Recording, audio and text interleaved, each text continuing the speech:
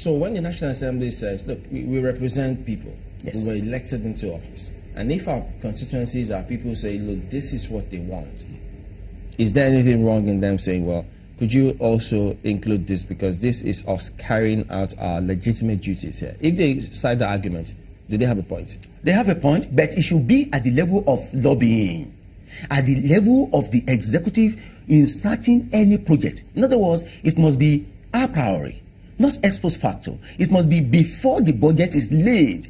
I mean, these ministers too are Nigerians. They're not foreigners. And they are citizens of the respective states where the senators come and where the representatives come from. They can leverage on that opportunity and speak to them. I mean, is that too difficult? Before the budget is laid and the projects are done. Not when the executive has laid it, then you now significantly. I mean, if it is just about one or two projects, of course, you can understand. Okay, but before I come to the public hearing part, as long as the executive, because remember there was a time that the country thought that, okay, if former President Yadra was going to go to court or somebody was going to go to court to ensure that let the courts actually define what all of these limits are or is.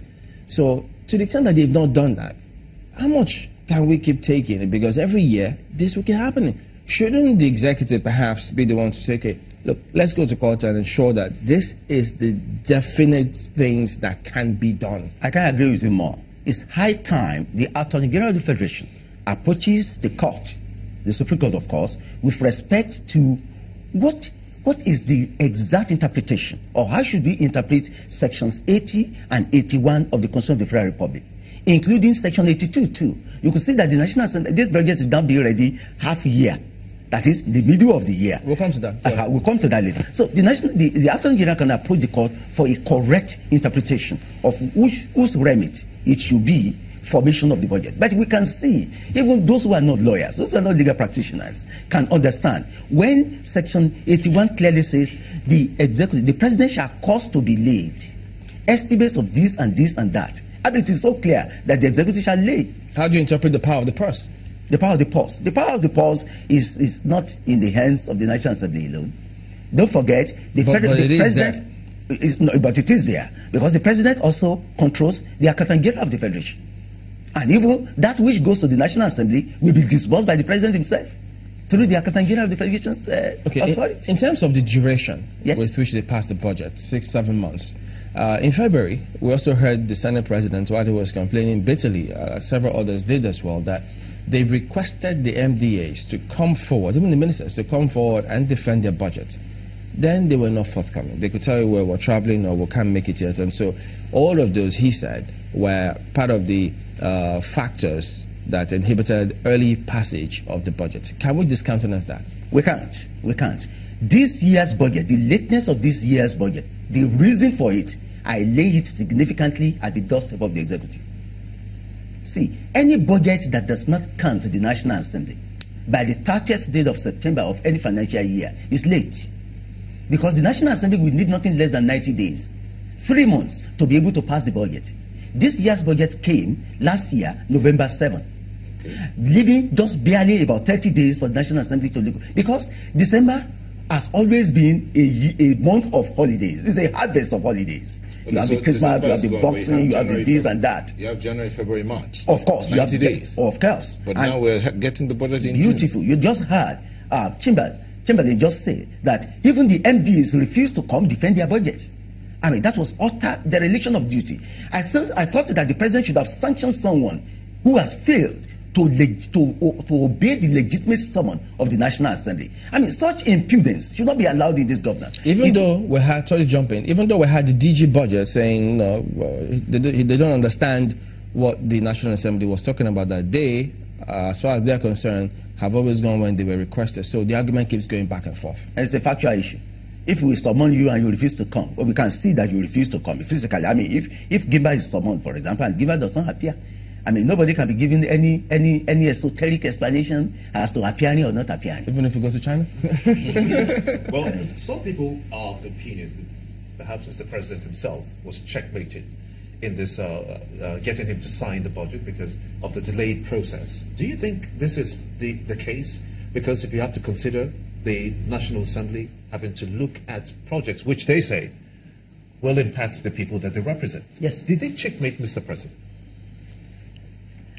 Yes, I would have said, yes, the National Assembly exists, of course. I mean, I just told you one of the functions is oversight. It's able to oversee the executive functions and the way it's performing. It's part of the checks and balances principle that is built inside Nigeria's federation, inside Nigeria's constitution. So, yes, of course, you can checkmate the president in that event, but the truth of it is that you will realize that the budget was actually passed on the 15th, but was not remitted, was not transmitted to the president 10 days after. That's about 2 weeks.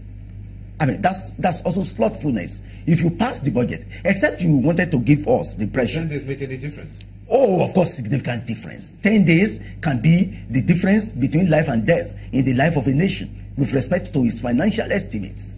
I mean, 10 days, except the National Assembly was reticent in confessing that it had not done a thorough job by the time it passed that budget. Except it wants to confess and say, we are sorry, we didn't do a thorough job. Because if it had done a thorough job, it would just mean a matter of just remitting or transmitting to the president. But it wasn't signed immediately, too. It was not, because the president would have committed a major infraction of his function as the president of the Federal Republic if he had not gone to systematically look and scrutinize to see whether there's no significant issue of padding. He had to do that. Okay. And it would take nothing less than 2 weeks or 1 month. Talking about padding, this is what the Vanguard newspaper says. Some of the reasons and some of the points that the adjustments that were made, that were introduced by the National Assembly: supply of industrial sewing machines, yes, a building of fish feed mills in some locations, supply of tricycles and motorcycles to youth and women for empowerment, Volkswagen Golf cars for youth empowerment, that's what they want.